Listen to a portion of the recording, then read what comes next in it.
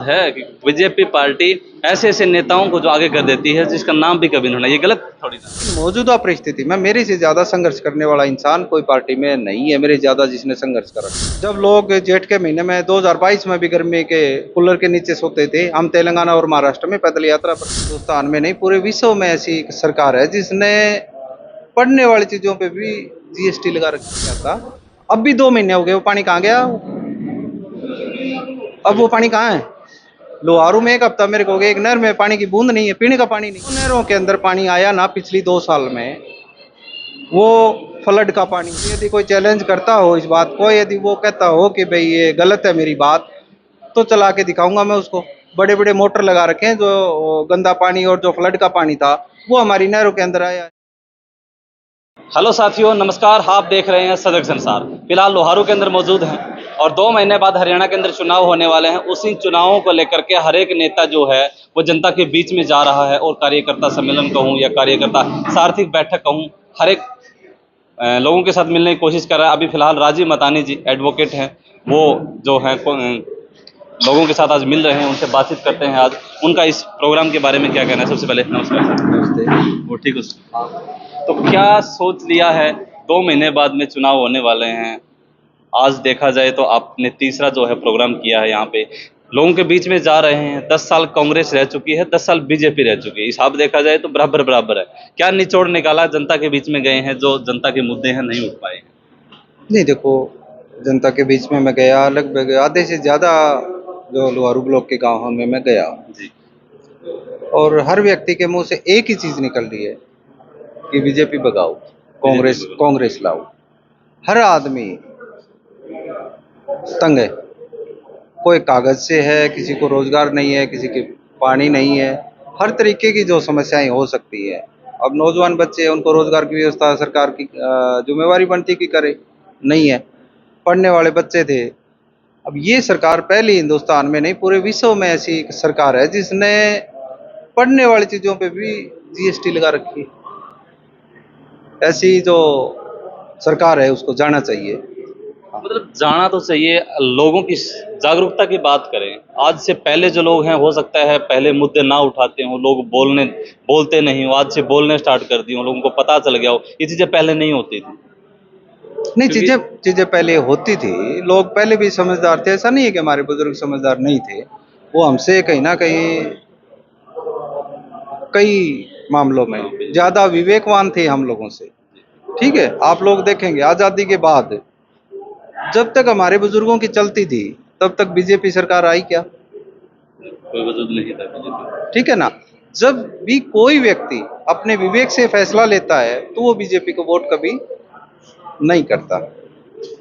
बार बार आप social media पे भी देखते हैं कि अंधभक्ति या कुछ कई सुनी चीजों पे भरोसा करने वो लोग बीजेपी को वोट करते हैं। जो विवेकवान लोग समझदार लोग हैं वो कभी बीजेपी को वोट करता ही नहीं है, वो सब लोग कांग्रेस के साथ खड़े। लोहारू की बात करें, लोहारू में आपने अपना ग्राफ जो है वो बताया कि किसान आंदोलन की बात करें या हर एक जो मुद्दा है उस मुद्दे के अंदर आप नजर आए। टिकटार्थी हैं कांग्रेस पार्टी से, हर एक जिस भी विधानसभा के अंदर जाएंगे लाइनें लगी हैं। किस हिसाब से टिकट मिलने वाले हैं, और राजीव मतानी जी को अगर टिकट मिले तो किस कारण से मिले, क्यों मिले? नहीं, मैंने बताया भी कि मेरे को टिकट मिले पार्टी के तो मेरे संघर्ष के बलबूते मिले। मेरे को 22 साल हो गया पार्टी में संघर्ष करते हुए। अब टिकट की बात आती है तो कुछ लोग और भी कहेंगे, चलो उनका हक है, हर कार्यकर्ता का। मेरा ये मानना कि जो पार्टी में कार्यकर्ता है, सक्षम है, तो उसको टिकट मांगना चाहिए। कोई शर्म की बात नहीं है, मांगना चाहिए।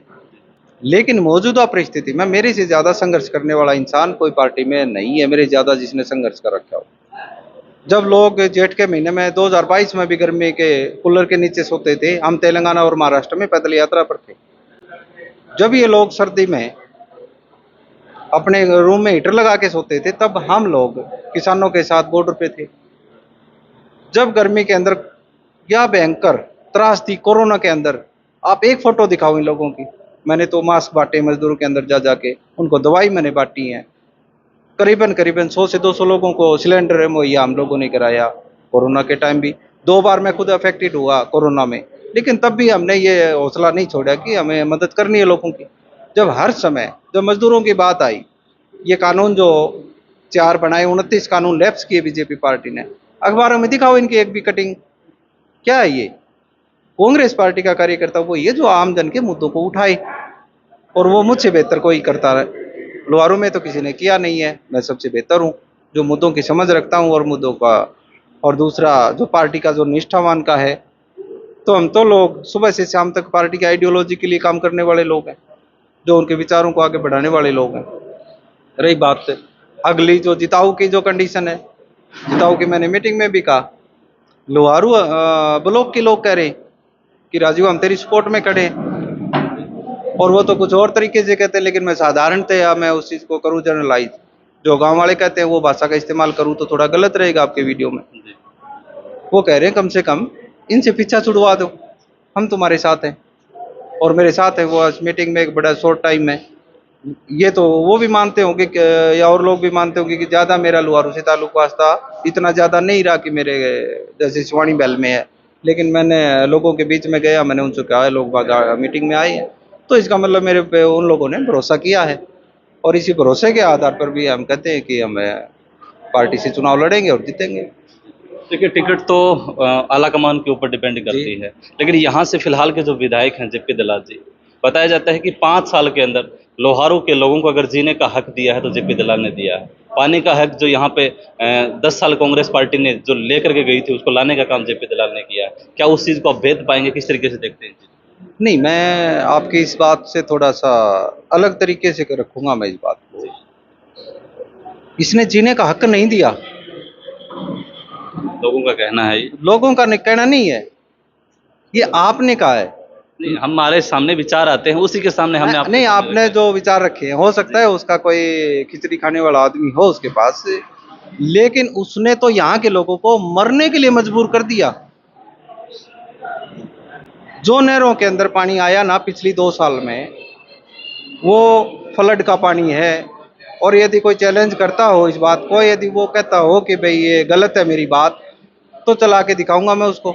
बड़े बड़े मोटर लगा रखे हैं, जो गंदा पानी और जो फ्लड का पानी था वो हमारी नहरों के अंदर आया है। हॉस्पिटल का रिकॉर्ड उठा के देख लो गांव का, जो जितने इन 2 साल में जो बीमारियों की दर बढ़ी है ना, इस गंदे पानी की वजह से बढ़ी है। साफ पानी लेके आता, अपने हिस्से का पानी लेके आता, अब भी 2 महीने हो गए, वो पानी कहाँ गया? अब वो पानी कहाँ है? लोहारू में 1 हफ्ता मेरे को हो गया, एक नहर में पानी की बूंद नहीं है, पीने का पानी नहीं है। कौन सा विकास की बात करता है वो? ये सिर्फ और सिर्फ भारतीय जनता पार्टी और ये लोग हैं, ये सिर्फ और सिर्फ गुमराह करते हैं और फोटोशॉप पे। यदि ऐसा ही विकास पुरुष है तो हर गली डोली सारी लिपवा रखी है इसने लोहारू हल्का में। क्या जरूरत है? एक मंत्री को ये जरूरत है कि वो डोलिया लिपवांदा फिरे? क्या है? और बहुत बुरे हालात हैं रोहित भाई। जमानत जब्त होनी है, इस आदमी की जमानत जब्त होगी। जी नमस्कार। जो नहर के पानी की बात कर रहे हो, हमारे लोहारू का हक बनता है। ये बात मैंने चौटाला साहब सीएम थे उनके सामने कि हमारा हक दीजिए। वो उस टाइम ले गए सरसा, पता है आपको? शायद पता नहीं है। ये मंत्री रह लिया, इसको लेना चाहिए था कि हक नहीं लेना चाहिए? जो हक लोहारू का है इस पानी में, यमुना के गंगा के जो हमारे SYL आ रही है, इसके माध्यम से चौटाला के टाइम में वापस गया था। उससे पहले का हक था, वो आना चाहिए था। मंत्री रहा है, नहीं आना चाहिए था। अब जो ये कह रहा है राजीव, ये बिल्कुल ठीक कह रहा है। पानी वो नहीं आया जो पीने का था। थोड़ा बहुत किया था तो किरण चौधरी ने इधर से ये जो नाले खुदवाए थे, बनवाए थे, आपको तो पता है, आपने देखा है क्या? उसने बनवाए थे, इसने कोई काम नहीं करवाया। बनी बनाई नहरों के अंदर पानी बनाई में कौन सा पानी लेके आया? वो राजीव सही कह रहा है, बूस्टर से उठा उठा के डाल के और लिया है। बीमारियां चल रही हैं, इसमें दो राय नहीं है। अगर आप देखोगे तो हमारा जो हक है वो चौटाला साहब के, मैंने चौटाला साहब के सामने ये बात उठाई थी। मैं बहल तक जो ये है नहर आई है हिसार से चल के, पता होगा आपको, ये जो नहर आई है हमारे, इसको बैल तक लेके जाइए आप और पूरा पानी दीजिए आप। ये उस टाइम उठाई थी और आज तक पूरी नहीं हुई। मतलब हक जो है पानी का आज भी हल्के के लोग मांग रहे हैं। मांग रहे हैं और वो मिल नहीं रहा। जो हक है ये ऊपर से है, हक यहाँ से नहीं मिला। जब SOEL बनी थी उस टाइम हक दिया गया था। जेपी दलाल तो 5 साल से है, 10 साल से बीजेपी सरकार है, पहले भी तो कांग्रेस पार्टी रही है, पहले क्यों नहीं आया? तो मैं उठा रहा हूँ ये बात, चौटाला साहब भी CM थे उस समय। जब ये बात मैंने उठाई उस टाइम चौटाला साहब CM थे, उसके बाद में किसी ने नहीं इस बात के ऊपर। मतलब कहने का मतलब चुनाव आते भी पानी याद आ गया, सतलुज याद आ गई, SRSYL याद आ गया, सब कुछ याद आता है। सब कुछ याद आ जाता है, पहले कोई याद नहीं कोई रखता। याद नहीं करता। हकीकत है, इसीलिए मैं बार बार कह रहा हूँ कि हमारे में से कोई बच्चा ऊपर जाएगा तो ये बातें उठाए। इन चुनावों के अंदर अहम मुद्दे यही होंगे, क्या मुद्दे हो सकते हैं जनता के? इसके अंदर कांग्रेस पार्टी की बात करें। मैं एक बात और बताऊंगा इसमें अलग से, जो फार्मूला बीजेपी ने अपना रखा है, कम्युनिटी वाइज संघर्ष। जिस राज्य में कम्युनिटी जो मजबूत है, जैसे यहाँ जाट वर्सेस नॉन जाट, कहीं भी देख लीजिए आप, किसी भी प्रदेश में देख लीजिए, किसी भी प्रदेश में देख लीजिए, बीजेपी ने फार्मूला अपना रखा है। हर वर्ग को खुशी करना है। हर वर्ग को खुश नहीं करना, उसके साथ लड़ाई करवानी है और उस वर्ग को आगे नहीं बढ़ने देना। हमें वोट देना। हरियाणा में देखो CM है नायब सैनी सिंह है, प्रदेश अध्यक्ष बदला है अभी, ये बात मतलब अलग अलग जो फार्मूला अपना रखा है वो जाट वर्सेस नॉन जाट है, वही गुजरात में अपनाया था। हर राज्य में ये फार्मूला अपना रखा है, आपस में लड़ाई करवाए जाओ, मुद्दे खत्म कर दो। आपस में आज लड़ाई नहीं है, आज जो वोट आए हैं वो इसलिए आए हैं, वरना पूरा हरियाणा मोदी के खिलाफ था। मोदी वर्सेस इलेक्शन था, ये पार्लियामेंट था कि नहीं था? मोदी वर्सेस था, लेकिन आखिर में वही आके रुक जाते हैं हम कि हमें कम्युनिटी वाइज बांट के रखा। अब क्या है, अब जब आप कह रहे हो सैनी को ले आए, सैनी का नाम सुना था कभी? क्या जो इससे पहले मुख्यमंत्री मनोहर लाल जी थे, क्या उसके बारे में सुना था? यही तो बात है कि बीजेपी पार्टी ऐसे ऐसे नेताओं को जो आगे कर देती है जिसका नाम भी कभी नहीं होना, ये गलत थोड़ी ना है। आपको शायद पूरा बीजेपी की इतिहास का नहीं पता।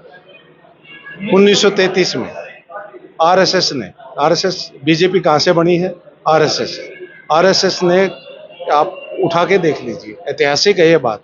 1933 में लिख के दिया है हमें आज़ादी नहीं चाहिए। अब क्या होगा, अब आप सोच लीजिए इसके बारे में। जो आज़ादी नहीं चाहते, आज के दिन भी क्या है, हमारी आज़ादी छीन ली गई। अब जो ये बता रहा था राजीव, एक कागज है फैमिली, आपके साथ भी शायद ये हो रहा होगा। आप खड़े रहो लाइन में, खड़े हो कि नहीं खड़े, आप खुद ही बताइए, हमसे पूछने की जरूरत नहीं, आप खुद ही अनुभव कर रहे होगे। हर एक चीज को इस चीज में ले जाके छोड़ रखा है, छोड़ रखा है कि नहीं छोड़ रखा है? आज हर वर्ग दुखी है, लेकिन बंटवारे की वजह से। मैं एक बात और कहना चाहूँगा, इससे बड़ी बात, क्या आज़ादी के समय हम भारतवासी नहीं हो सकते?